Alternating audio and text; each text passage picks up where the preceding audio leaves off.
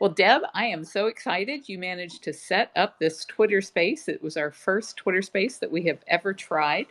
And in order to entice everybody to come, we figured we had to have like an amazing speaker. And so that's why we reached out to Jamie, because people love to hear about the Bobcat rescues and the rehab work that we're doing. And she's currently involved with the Florida Wildlife Commission in a collaring project that is really, really exciting.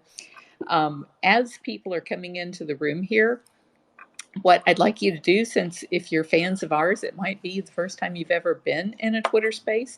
And so we're going to ask you to share this space with your fans, if you would. And the way you do that is in the bottom right hand corner. If you click on the little feather with a plus, it will bring up the tweet. And then you can add some text saying, hey, I'm talking to Carol and Jamie, or you could just send the tweet. I'm going to send the tweet out myself just because I opened it up. Now I figure I got to do that. Um, let's see. Okay, there's a little thing that popped up and it says, let's tweet your space to get people in here. So that will help us bring more people into the room. And I think people are really going to enjoy hearing what Jamie has to say about bobcats today, unless there's some place that you'd like to start ahead of that.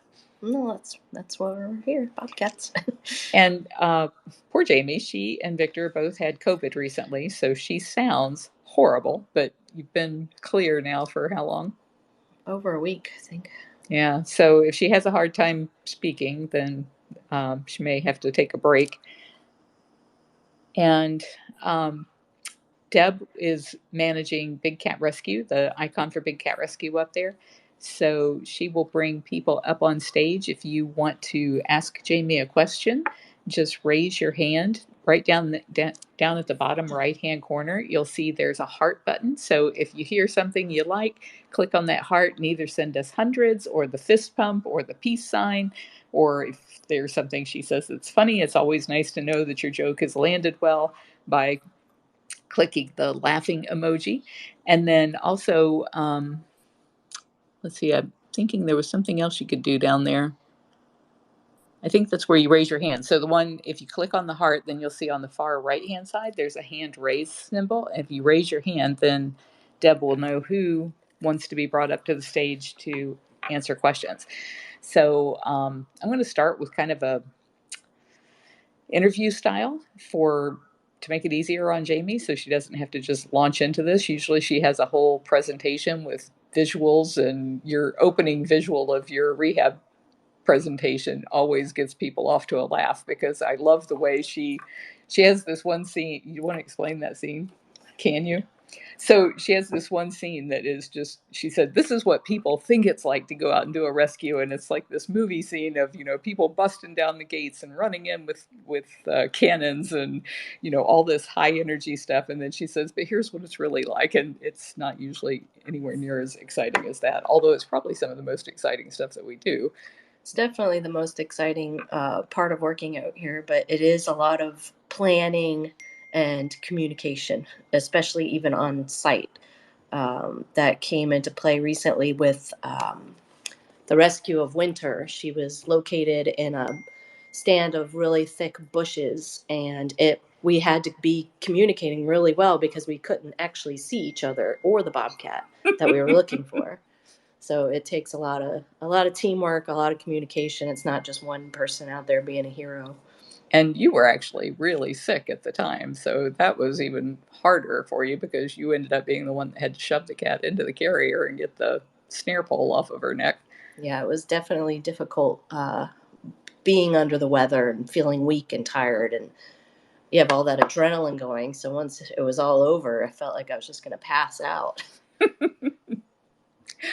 Jamie is 41 years old. She's been doing this work since she was 12 years old, and she has really been my right hand here at the sanctuary. She is the person who put together our first newsletter and our first gift shop items and our first intern and volunteer program and all of the training for all of that. And I used to do all of our Bobcat rehab. I had done that since I was 17 years old, but I think in about 1997 or 98, you took over. Does that sound right? It would have been, it was Faith. So I think we released her in 2003. So it But may have she been was here for like 2 years, wasn't she? yeah, it may have been like 2000 when I started. And so maybe start with Faith and how you built the program from there.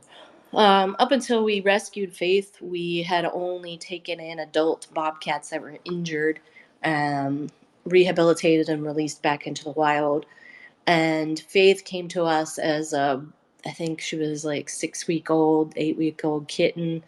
Um, and we had never taken a kitten and rehabilitated it for release. We've been told by so many people that when they're kittens, they'll imprint on you, and there's no way to rehabilitate them without them being too accustomed to humans. So I kind of took that on as a challenge and my first case, and came up with intuitive ways to mimic how a mother bobcat raises her young, to show her the kinds of foods that she would need to eat and how to hunt, but doing it in a hands-off approach by setting up tasks basically for her to accomplish on her own that would teach her what she needed to learn without me being there actually showing her what she needed to do. So even back then, it was a lot of teamwork, and we sat together and came up with ideas to implement all the different things that she needed to learn. And from there, we've really built probably the most successful Bobcat rehab program that I know of. We've been to a lot of wildlife rehab conferences, and to hear the statistics, the stats of other facilities and their success rate with releasing bobcats is very, very low. And we're over probably 50 or 60% of our bobcats get released, and that's counting every rescue. So that's the really terminal cases where we get to a scene and a cat's literally dying. Like, that counts all those cats too. So our success rate with releasing cats is very high. And when you were first having to build all of that out for Faith, can you talk a little bit about what you had to do in order to accommodate her growing and her hunting abilities? So in order to teach her the types of food that she would need to eat and how to hunt, we kind of, she was at a weaning process when we got her. So we got her to start eating ground meats, a balanced diet, chopped up beef and chicken. And once she's onto solid foods completely, we start introducing small whole prey. So dead baby chicks or baby mice and rats. And once they really take on to that kind of food pretty immediately. It's very instinctual to them. Um, once they're alarm. Sorry, everyone. Once she was used to eating whole prey, will that close your mic? No, you're good. I want to make sure what she was used to eating whole prey. Okay. I just want to get rid of these alarms. I don't see the app anymore. Once she got used to eating the whole prey, we wanted to mimic kind of how the mom would teach a kitten to hunt. So the mom would go out from the den site and go hunt something small and bring it back to the kittens for them to eat. And she'll start off with dead animals and then move on to bringing something back that's just slightly injured, so that they can kind of practice. And the way we accomplished this with Faith is we had a dog carrier, a large dog carrier with the top cut off. And we got her used to eating her whole prey foods in that carrier through a series of steps. We would feed her on the ground next to it for a few days, and then we would feed her on top of the carrier for a few days, and then inside the carrier for a few days. And over the course of about a week, she learned from just where her food was, the process of going up and into the carrier. Once she was used to going into the carrier for her food, we replaced the whole prey with live prey. We didn't injure it for her. We just put live prey in there, and their instincts kick in immediately. And they're very efficient without any training whatsoever on how to take down prey. So she was going from a dead mouse to a live mouse, and so it looked the same to her. So as soon as she went into the crate and it was moving around, she dispatched it very quickly. And the reason we use the crate is it kind of mimics the den site of kittens. So she's in a controlled environment where the animal or the food source can't really escape. It gives her a little bit of a chance to be successful. And from there, we move on to a more challenging way of feeding, and we still use it to this day. We have a series of PVC pipes that go the length of the enclosure. Our rehab enclosures now are 4,600 square feet each of natural habitat.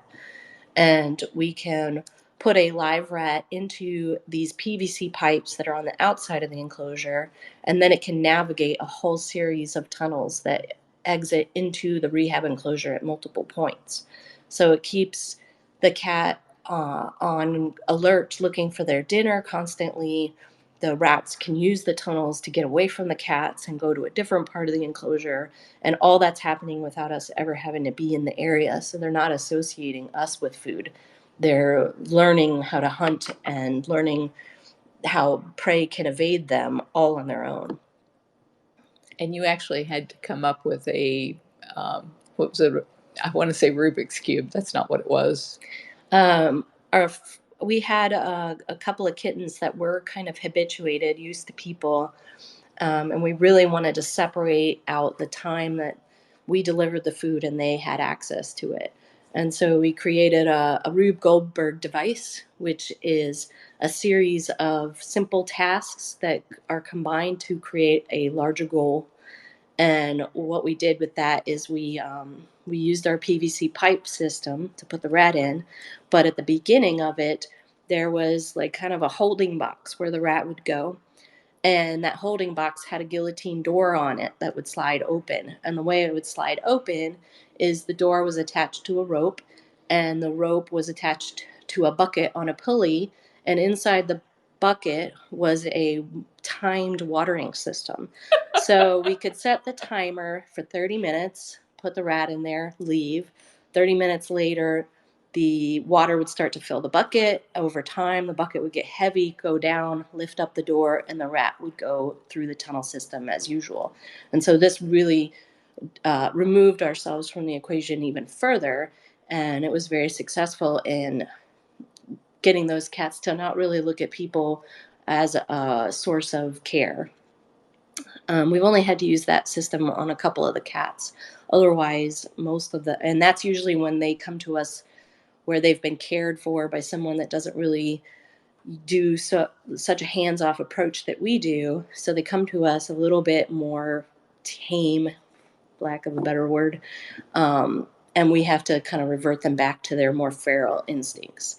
And so really the only reason that they become habituated is because they're used to people giving them their food, and they're looking at you to give them food. And if you can remove that whole scenario from their life, then you are no good to them, basically. You are dead to me.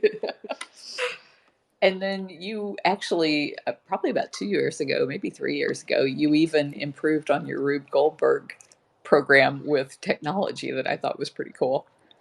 Yeah, so we used that first bucket system with one set of cats that were habituated, and then years later we had another set of cats that were the same way, and we put up a privacy fence along the length of the rehab enclosure, and we had the PVC pipe go out of the cage and to the other side of the privacy fence, so we could approach the PVC pipe and put the rat in without the cats ever seeing us.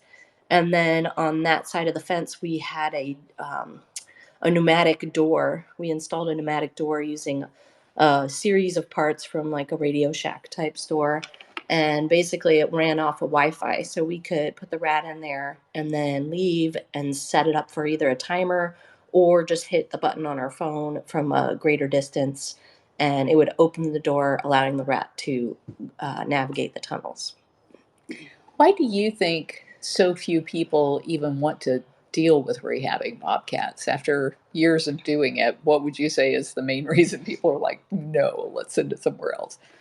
I think I didn't really understand it that well until we started doing more squirrels and rabbits in our downtime when we didn't have bobcats. We started taking some smaller animals.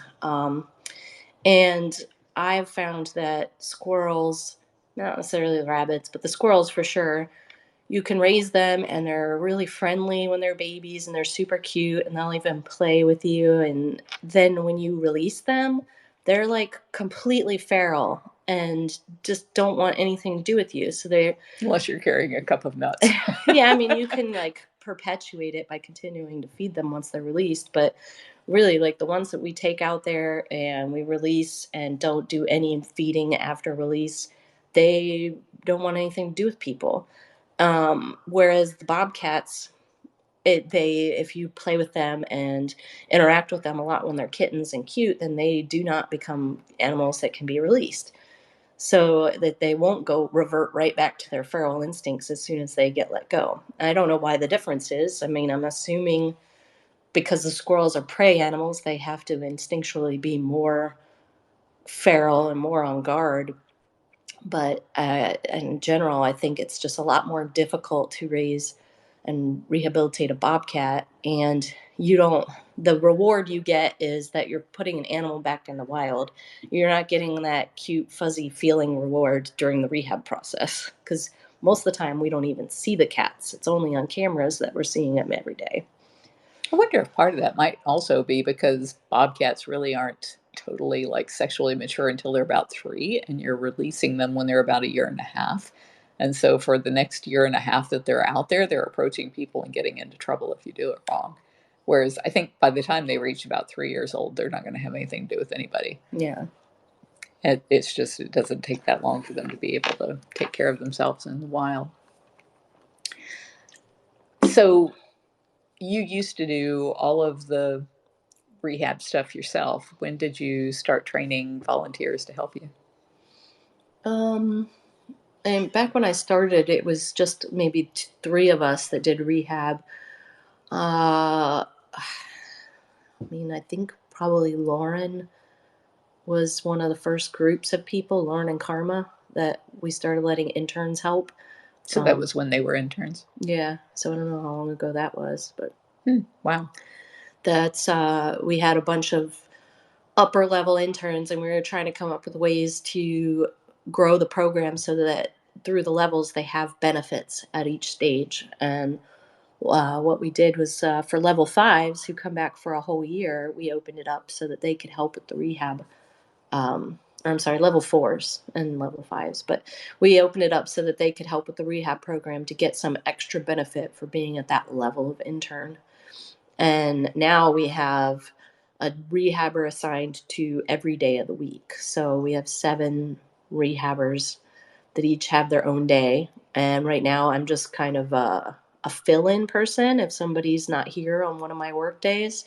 Victor's also, he's got his own rehab day, so I help him on his rehab days. But then I'm doing more like bigger stuff with the program than just necessarily feeding and cleaning the cats. Maintaining the hospital that we have for the rehab program and doing bigger projects within there. So it's freed up that kind of time for me.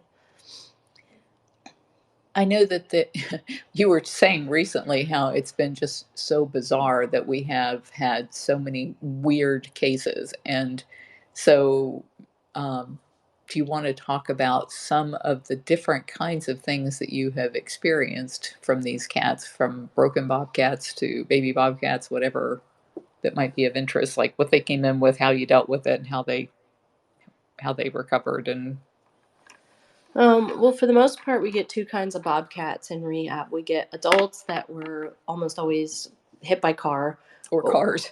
or cars, and then we get kittens that were orphaned and they're too young to care for themselves. And so we've gotten a ton of bobcats come in with really bad injuries from car strikes, and we've had all kinds of broken bones. We do plate repairs and pin repairs on the broken bones. Can you tell people what that is Well, and why we have to do it that way? when a cat comes to us with like a broken leg, you can't really put a cast on it because the animal's going to feel trapped and not at the leg or the cast. And so then that's called external fixation. So it's stabilizing the bone long enough to allow it to heal. What we do is internal fixation, which is a lot more expensive, and you have to have a specialist surgeon. But lucky for us, our vet does bone surgery for his job. So that is the process of putting plates spanning the broken bone that hold the bone together, or there'll be like a pin that you can drive into the area where the bone marrow is inside the bone, and then kind of pop the other bone back on top of it, and it holds it in place while it heals. And those things become uh, in almost every situation, they become permanent hardware. So the bone heals, but the hardware stays in, unless it becomes an issue, which it Like really Bellina. shouldn't. Yeah. So those are the broken bobcats. We've gotten bobcats with different viruses. We've had a cat come in with Lyme's disease, which you get from ticks, that caused blindness in her. We've gotten You got to tell her rescue story. I think that was about the funniest rescue story. Tommy was the bobcat, and she was found at a mine, probably about 45 minutes from the sanctuary. And the people that worked at the mine had seen her kind of stumbling around, looking a little bit lost, and they eventually were able to get a box on top of her. And they just put a cardboard box on top of her and called us and waited up there until we were able to get her, um, pick her up. And so when we arrived on the scene, we basically caught her up like you would a spider in your house. So we slid, like, I think it was maybe another box or a piece of plywood or something, plywood. Underneath the box that she was in, because she was just in the big field underneath the cardboard box. So we slid a piece of plywood underneath that and picked up the whole contraption and put it in our van. And then we figured out a way to open that and get her into our crate from there. But at least she was in a controlled environment where she couldn't escape us at that point. I'll never forget the look on your face, though, because we've got this really angry bobcat in a box on a piece of plywood inside the van with us. And how we would usually move a cat from an enclosed space like that into the carrier or the squeeze cage would be that we would use our nets. But our nets are like, they've got these 4 or 5 foot long poles on them. And we're in this area where you can't turn the net around. And so the reason we went into the van was if she got away from us, we didn't want her to get out of the van and get away from us where she couldn't get treatment. But at the same time, it was like, oh my gosh, this is probably one of the dumbest things we've ever done to try and now move this cat from one spot to another without getting our faces torn off. And the guy who had called us was like, he was on the outside of the van looking in through the windows with eyes as big as saucers. It was definitely an exciting moment, and we've had a lot of them over the years. Probably, I mean, there's been a lot of daring rescues, but I think Winters was particularly uh, exciting and dramatic just because of the situation. I mean, it was such a quick thing, but Carol had gone crawling into the bushes with a catch pole. That's like a pole with like kind of a noose type thing on the end that you can activate with a handle, and somehow managed to get the loop over the cat's head and tighten it enough so that it was captured but not, choking it or anything. But the bushes were so thick that we couldn't get in there to get the cat from her. And so I just told her to push the pole out and upwards. And we pulled back as much of the bushes as we could, but it was like very tangly vines. And she got to a point where she was kind of tangled up in the vines, in I this couldn't move towards you any further. in this noose type thing, and there was no way we could get a net around her, and we couldn't pull the catch pole with her out. So I just had to grab her by her face with my gloves while she was growling and snarling, and she started biting the gloves. Thankfully, we've got really nice gloves that have been donated to us. And I just had to grab her by her face and pull her out through the bushes while they broke the vines that were all around my arms tangled up. I did not see that from where I was because I couldn't see anything. It was so dark in there.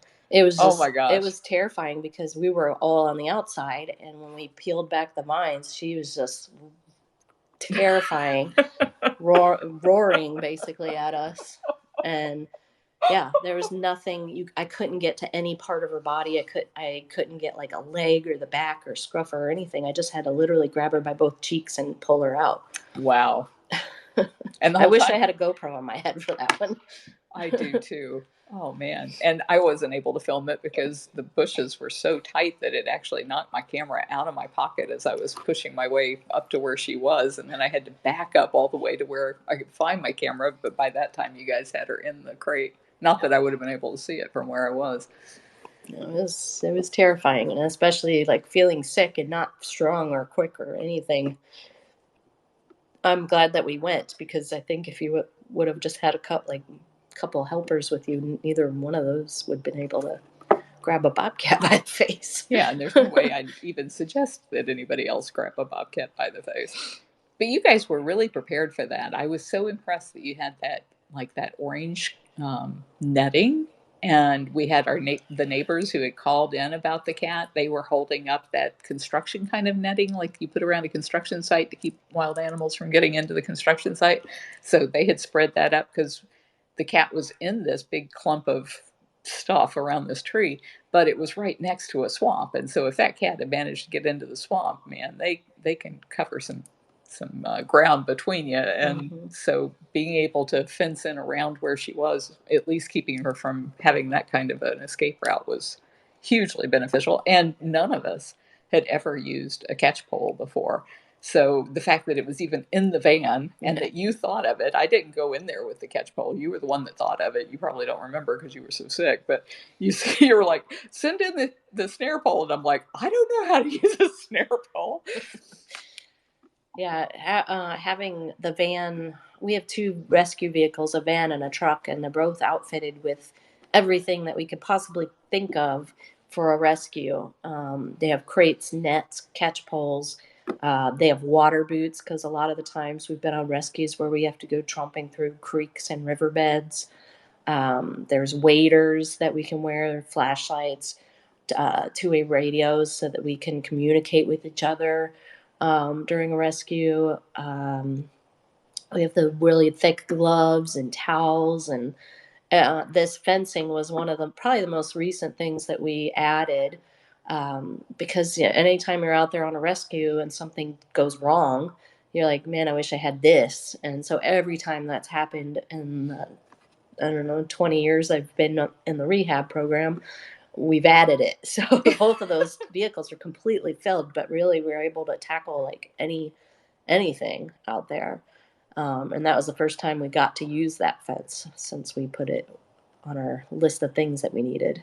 And I think it's worth having in the truck just for the bystanders, because bystanders, they're always wanting to take pictures and get up in your face and they're in your way. And if you give them a job and some fencing between what you're trying to do and what we're doing, or what they're doing, I think that is just pure genius. That's like my favorite thing on the truck right now. Yeah, it definitely is fun to give people something to do so they're out of your hair. And I don't think those people expected to be doing a job at all. They were a little bit surprised, but they seemed to get into it. Yeah, that is amazing how everybody, when they call on something like this, usually they really care about the results. These people have been reaching out to me wanting to know how she's doing and all kinds of stuff. So that's been really, really nice. So we used to rehab the bobcats in our main hospital recovery area, but another addition to our rehab program. Well, first, I maybe talk about the difference in how our rehab cages changed and then our rehab hospital. Our original rehab cages were just kind of standard, like the permanent residents here, made out of 4x4 wire that we had to go and cover up with like a chicken wire so that the holes in the cage were small enough that the live prey couldn't get out. That chicken wire, it took a lot of maintenance because it's very thin and it erodes over time. And those cages were kind of small. They were still probably 1,200 to 1,500 square feet, but they didn't allow for a great span for the cat to run. And our new rehab cages are uh, 280 feet by 20 feet. And that it's made out of chain link, so they're just a big rectangular enclosure, but the chain link is 1.5 inches, I think. I think it's 1 inch. Depending, I think, on which way you go. Like Really? diamond to diamond, I think it's 1.5. Well, it's called 1 inch. Flat to flat is 1 inch. Ridiculously expensive. Very expensive. And the poles for holding it up were very expensive. They're very thick, steel poles.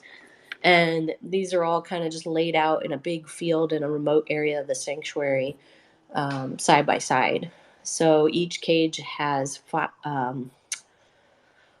five sections. The first two sections are small section where we keep the orphaned kittens when they first go outside, or a broken leg bobcat when it first goes outside. So these cages are smaller, and the ceiling height is only about 6 feet, so they can't climb that high and jump down and hurt themselves. And so that's kind of the critical care section of the enclosure. And then that section, the small sections, are divided with a wall and a guillotine door so that we can shift them from one side to the other for cleaning and maintenance. Then connected to that are the medium sections, and it's another two sections that's divided with a wall. And that's kind of just where they graduate up. They have more floor space. They also have more height to their enclosure, so they can go on some shelves. They have like little trees in there that they can climb on. And then the big section is a really long open run with, I think, 12-foot ceilings, 10 or 12. I thought it was 8. I don't know. Maybe more. You can't reach it. I don't think it's 8 because you can't reach your hand up and get close to it. So it's probably 10.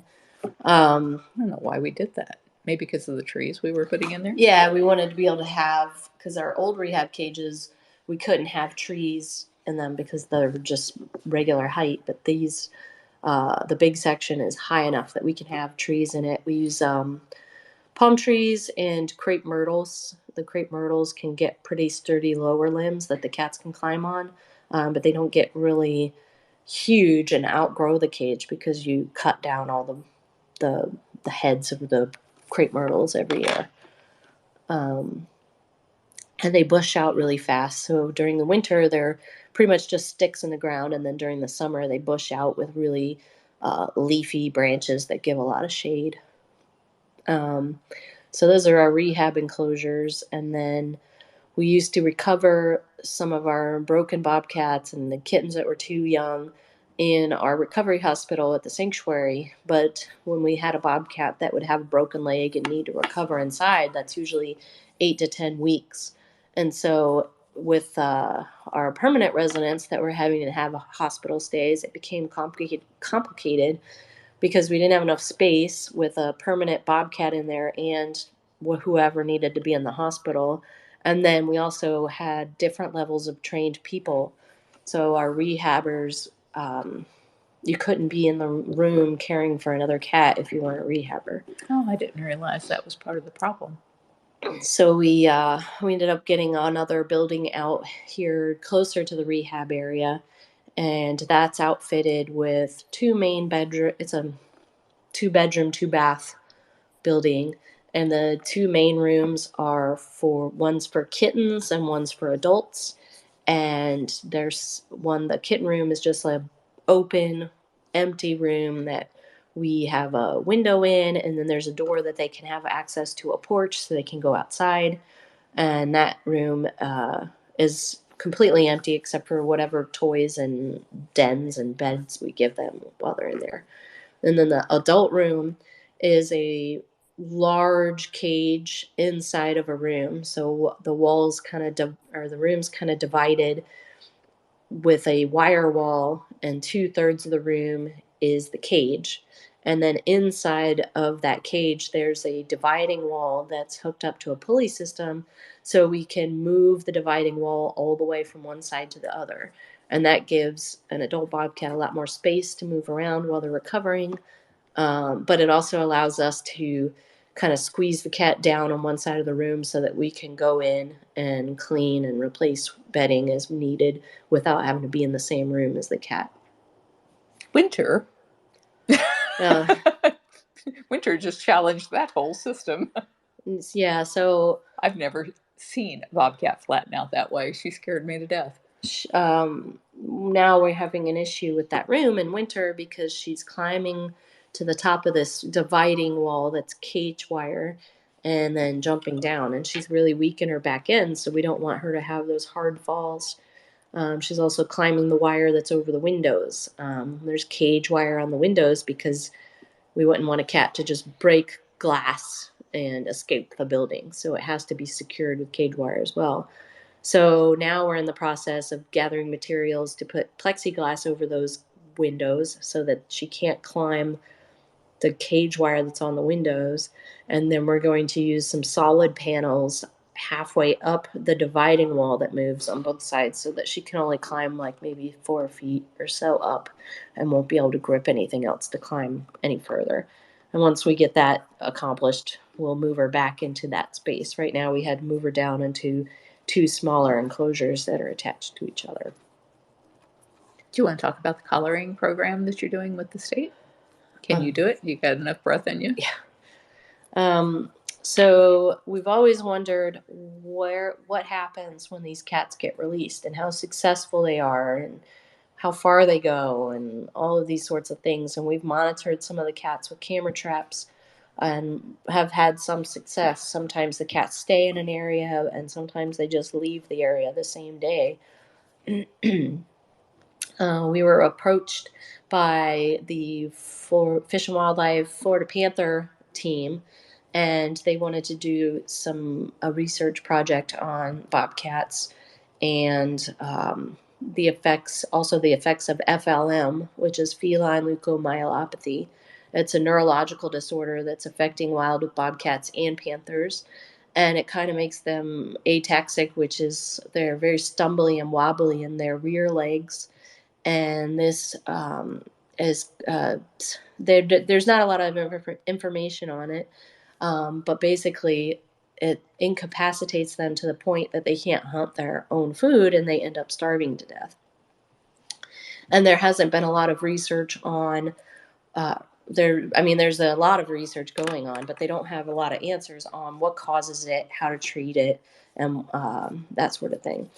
So part of the research project they wanted to do was to follow female bobcats to get more data on their territory size and rearing kittens and family groups.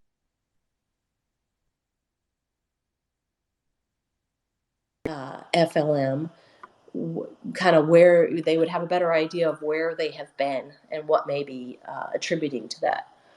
So our first two cats in this project were Pia and Bankman, and they were released in November. They both came to us when they were like 6 or 7 months old with mange, which is a very nasty thing to have to deal with because it makes you just itch thinking about it. Jamie is such a germaphobe. You would have to appreciate how she washes and bleaches everything. So just the sight of a cat with mange is enough to send her screaming. So these cats, mange is just basically kind of like a flea, but a lot of it, and it makes really nasty, crusty wounds all over the cat, and then they get infections from the wounds, and it makes them weak and immune compromised, and then they have basically they also starve to death because they can't hunt for their own. But it's very easy to treat. You just treat it with a topical flea treatment and give it time for all those wounds to heal. And this crusty nastiness to fall off. So they were relatively easy as far as rehabilitation, but it was a lot of protocols as far as quarantine and having to wear gowns when we took care of them so we didn't transfer the mites to ourselves or to other animals or to other animals in the rehab hospital. So it was kind of a tedious process, but overall they did really well, and they were our first collared cats. We released them on a really large tract of land that was like a nature preserve, and the Panther Project team set up a bunch of camera traps in the area where they were released to kind of follow along with also the collaring information. And both of them have since left that preserve, but are in the orange grove type areas all around it. And it was interesting being able to know, like, when we release cats that were raised together, do they stay together? And these particular ones did not stay together. They kind of overlapped territories a little bit, but for the most part, they've been out on their own. And there's definitely, I think, personality cues. There's one cat that was more feral and wild than the other, and the more wild one has made a territory like 3 times the size of the other one. So the Wow. more timid one is staying more close to its original release area, and the other one is just going out on an adventure. I thought maybe it was because the one that had the smaller territory had such a great lakefront area. And if she was protecting that lakefront area, maybe that's why the other one wasn't getting access to it. But that's interesting that you noted the difference in their personalities. And it could be a combination of things. There could have been no bobcat where the one has stayed, and then there could have been somebody already living in the territory where the one's spread out. And so that's stuff that we can't know, but we do know that they're hunting on their own and uh, doing well. And it's been just 3 months now that they've been out there. And they actually walked in front of some camera traps pretty early on too, so we saw that they were looking good. Yeah, Good weight. so they're part of, ideally, we would like to do 6 cats in the study. So our next 2 cats that are signed up are Kahira and Birdie. And then we'll kind of go from there on who the other 2 will be. But that the 6 cats gives them like a broad range of data to make their conclusions from. Are they going to do it all in the same area or different areas? I'm not sure on the other really. I think it was going to be different areas because they wanted to see with the FLM like different areas of where that's been found at. Well, now we're going to get to the fun stuff where you guys get to ask your questions. And I apologize that I did not call on one of you who had your hand up earlier, my horse something. If you're in the audience still and want to raise your hand to come back up, we will start taking people with comments or questions now. If I could ask Deb if you're able to call on each person and let them know when to speak. And also, if everybody would retweet the room again. Actually, you can do it down at the bottom, I think, with the little feather. Just click the feather and then tweet the link out to this room. Thank you, everybody. Go ahead, Deb.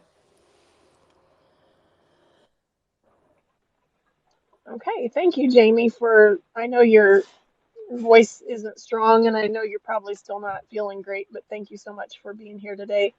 Um, so we're going to invite those who would like to ask Jamie questions. And if you want to do that and have not yet, if you click on the little heart with the plus at the bottom, you see some emojis you can use on the left-hand side, and on the right-hand side is a hand that you can raise, and that will pull you up on the stage. We can only have a limited number of speakers up on the stage at a time. This is a little bit different than Clubhouse, but we'll certainly pull you up as we can if you have a question. And maybe after you ask your question, Deb can go ahead. Well, Deb, can you send them back to the audience so that that makes room for one more person to come up?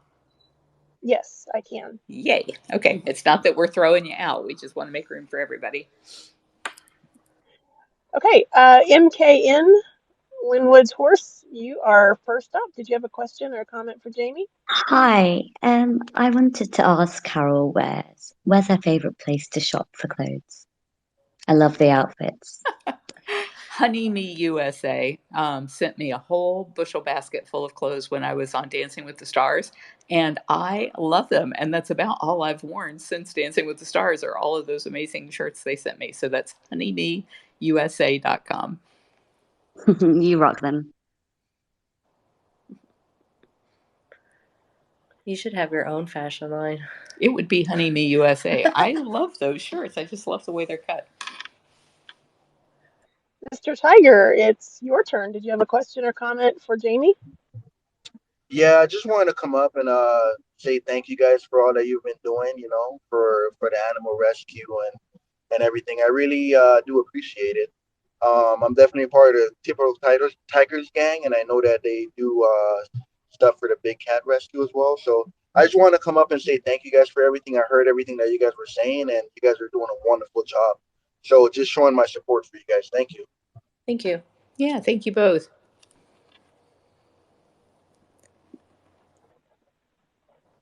All right. Of Thomas, you are next.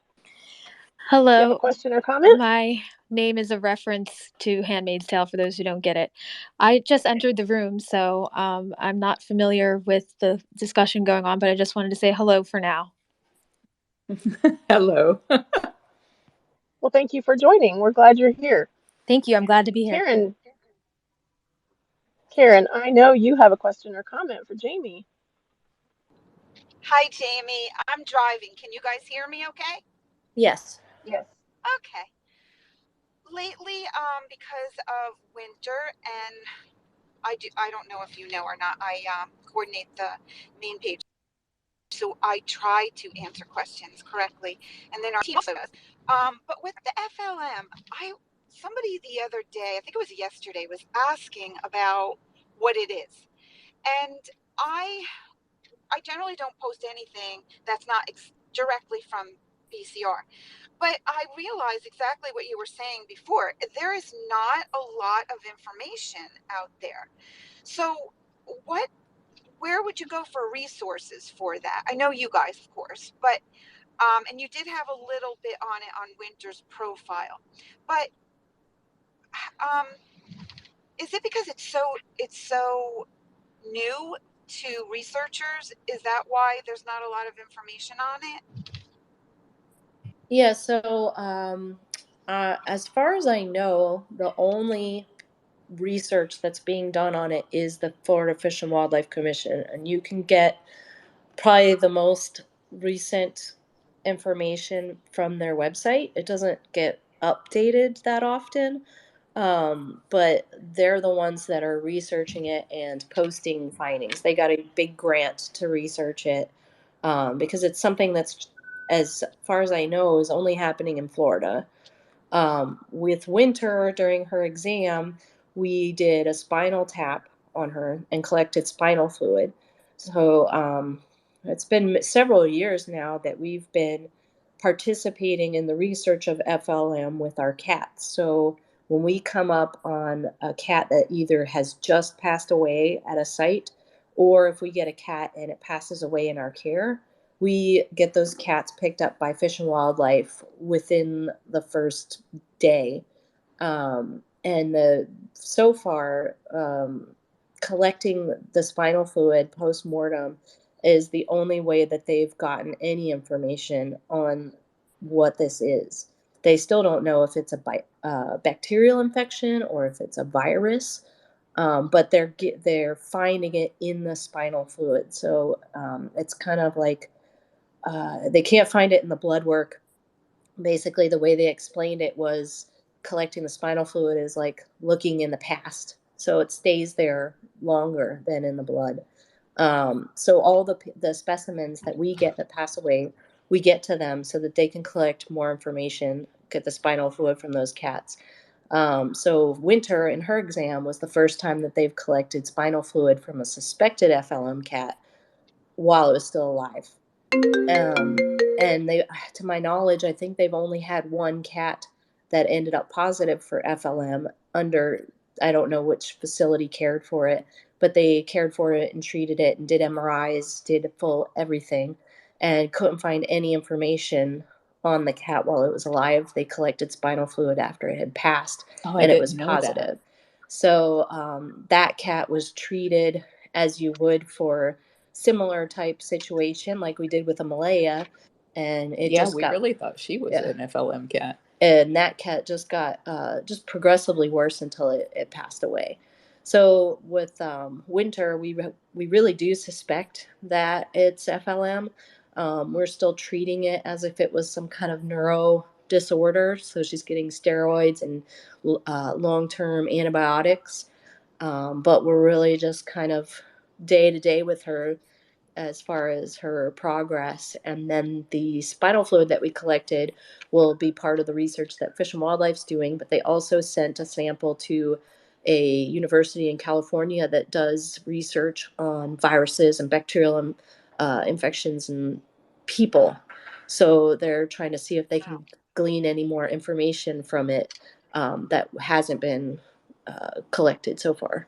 I think what was so interesting about that was that you were telling me with all of the diagnostics that we've done and that they've done, that none of those diagnostics are showing anything. That the only thing that's showing any kind of a trace of this is the spinal fluid. Right. That's amazing. And they have no idea how this I guess we call it a disorder because we don't know if it's a virus. That's similar to meningitis, no? I believe so, but it's just not well defined. But they don't know what its source is. They don't know if it's the food they're eating or the water they're drinking, or is it genetic, or they don't know anything about how it's being produced and passed along. Or if they ever recover from it, because we think Winter is the same cat that we chased down like a year ago. Well, she's too young. You think? Yeah. Oh, well, I thought it was her. Well, if it's not her, then that would indicate there's two of those cats in that same area that have that same condition. Yeah. Because we caught one a year ago in a trap, and it managed to blow the front door off of that trap, even though it was a huge coyote trap, and got away from us, and we were never able to catch it again.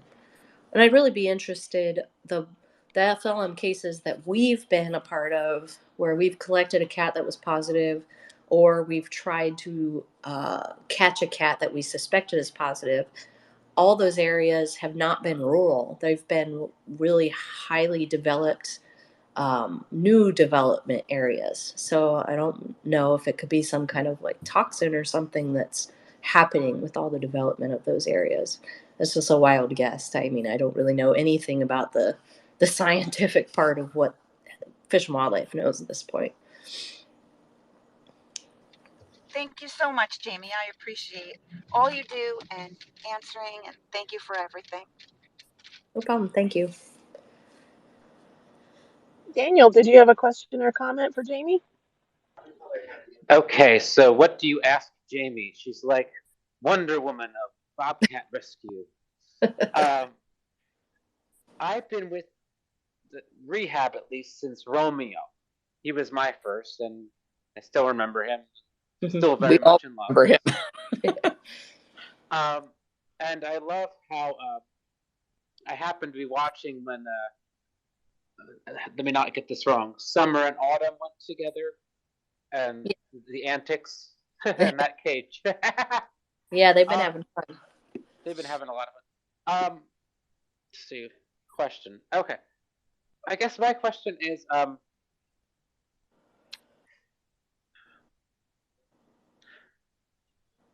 how do I put this? What made you want to get into rehab? Well, it was kind of, I've always had the mindset that you can't tell me I can't do something. So I never tell her that. So like I always figure out a way to make something happen. And when we got that kitten, the Bobcat kitten, Faith, and we were being told by all these rehabbers that she was too young and you couldn't rehab and release her, I was like, you can't tell me that I can't do that. I'm going to do it. I'm going to be successful. And we've actually ended up being really a pioneer in that area. And through the whole process, I've always documented everything that we do and our protocols, and really thoroughly made basically like a how to rehab wildcats class base. and how-to book, basically. And we've shared that with so many people across the globe. They've used our same protocols for rehabbing caracals and servals and ocelots and jungle cats. And so it all stemmed from other rehabbers telling me I wasn't going to be successful. And now we've become the most successful in our field. And you know what I remember about that? Jamie would have been 21 that year in 2001. And like I said earlier, I had done all of the Bobcat rehab before that. And so I never thought that it was possible to release a kitten. So anytime we had a kitten that came in, they were just doomed to life in a cage here because I didn't believe it was possible either. And so I remember Jamie coming to me with fire in her eyes. And she was just like, these cats don't belong in cages, and I'm going to do this. I'm going to teach this cat everything it needs to know about living free. And she did. And so I think you proved that to me as much as you did to any other rehabber, that this was something that could be done. And that was why it was like, you know what, this is your program now, because she did it way better than I ever did. Thank you. And with that cat, Faith, I set up camera traps in her release location for a little over a year, and we collected images of her a year after her release. So we know that. And how do you know it was her? Every time we get a cat during their initial exam, we always photograph the face on both sides and then the insides of their legs, because the bobcat, especially in Florida, it doesn't really have a very spotted pattern, but the facial spots where the whiskers are very different from cat to cat, as well as the spots on the insides of their legs. So when they're walking past the camera, it's going to collect kind of a lateral view of them walking by, and we're able to take the images that we collected while they were in rehab and measure them up against the camera trap photos to get positive IDs.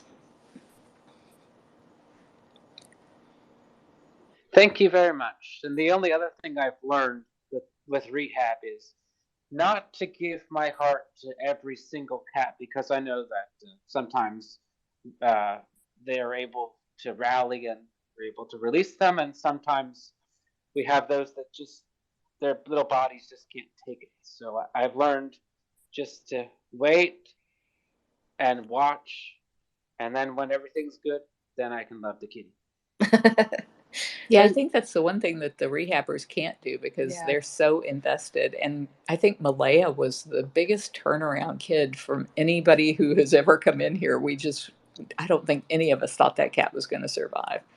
Yeah, I mean, definitely we get invested with each one of them as they come through, but you do have to kind of guard yourself a little bit so it's not constant heartbreak when you have those bad cases. But it's very difficult not to get attached to them, especially the really hard luck ones, because you're rooting for them the most during that process.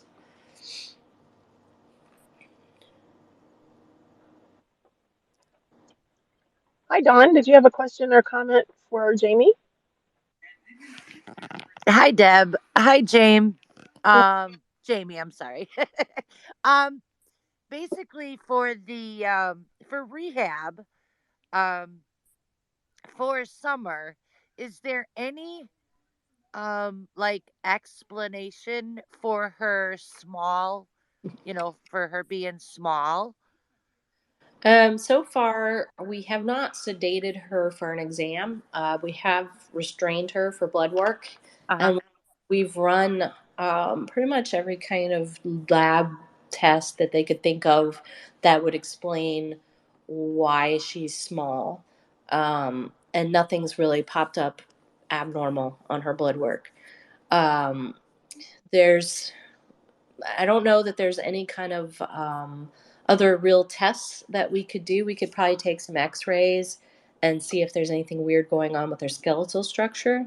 But all that comes with a great risk of not doing well under anesthesia. She's never been sedated. Right.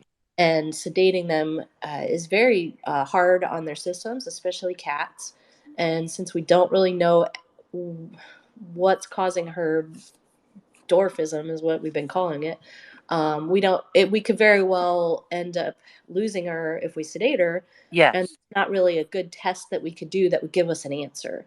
So right now we're kind of at a point where we're like, well, she's eating, drinking, active, she's acting normal, and so we're just going to give it as much time as possible to see if she grows a little bit more. If not, she might be the den mother for all new baby bobcats. Yeah, she'll be the new rehabber. She'll get her own rehab day.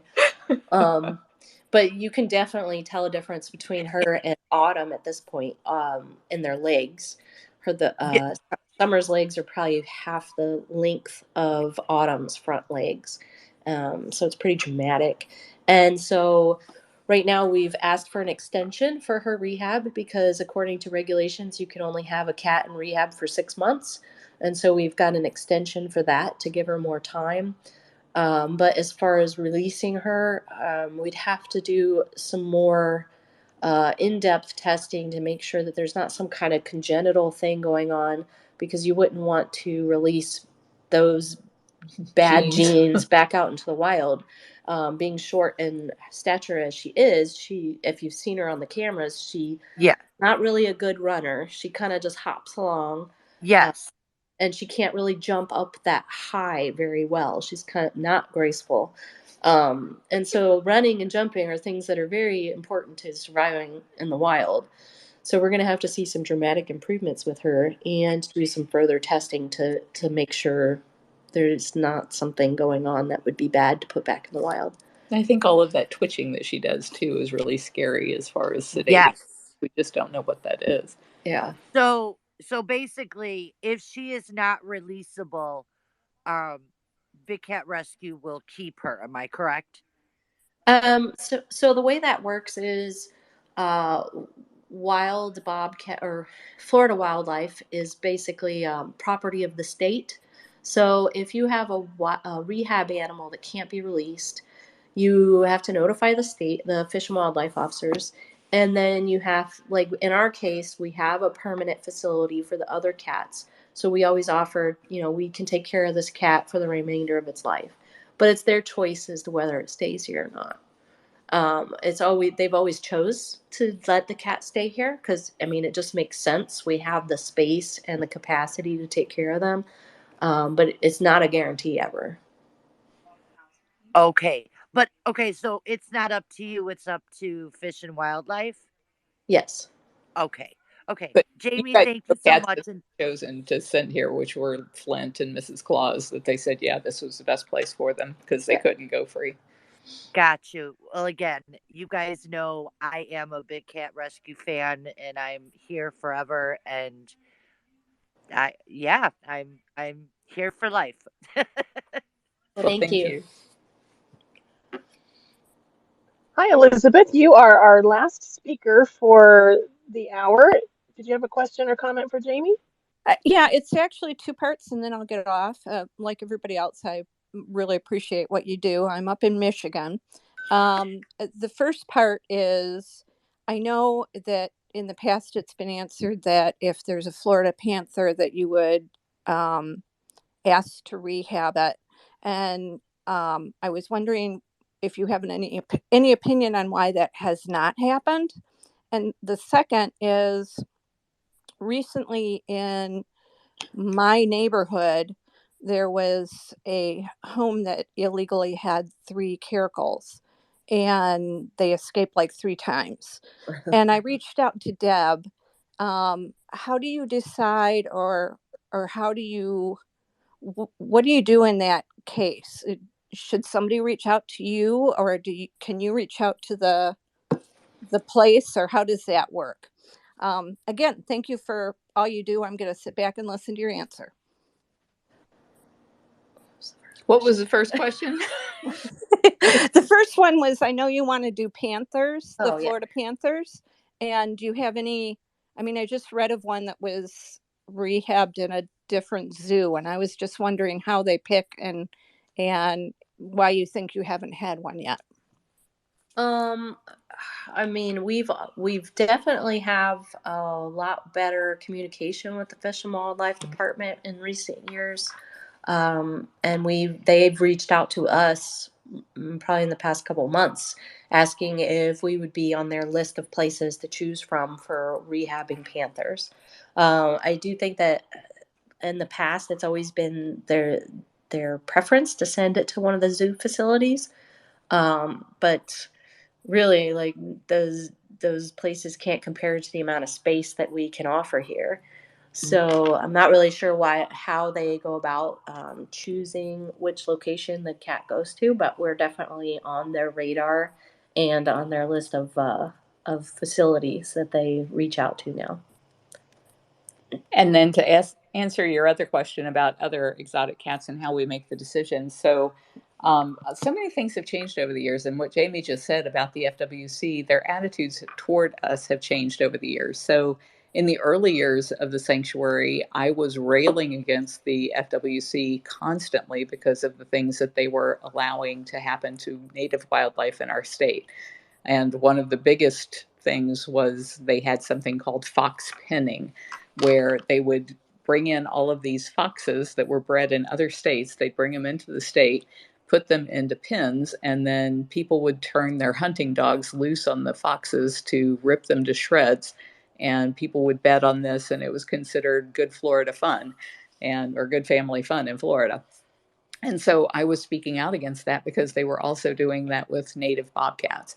And it was just an absolutely egregiously cruel practice. And the people who were in charge at the FWC were people involved in that.